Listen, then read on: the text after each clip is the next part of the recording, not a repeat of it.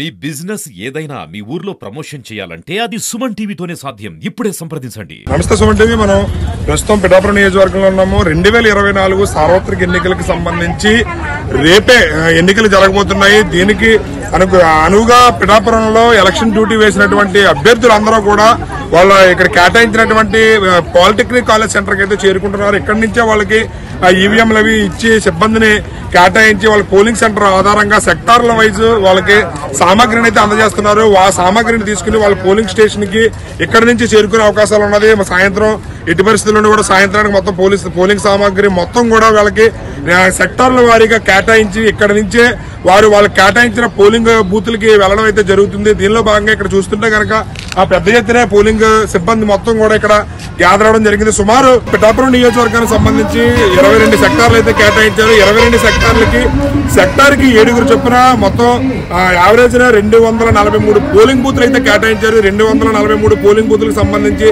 సిబ్బందికి అయితే ఇక్కడ ఈవీఎంలు బ్యాలెట్ కి సంబంధించి ఇవ్వడం అయితే జరుగుతుంది. ఇవి తీసుకున్న తర్వాత ఇక్కడ నుంచి వాళ్ళకి కేటాయించిన పోలింగ్ స్టేషన్కి అయితే చేరుకోవడం జరుగుతుంది. We have to follow a procedure. It should be normally closed. But దీంట్లో మీరు చూస్తే ఇక్కడ క్లోజ్ బటన్ అని ఉంటుంది.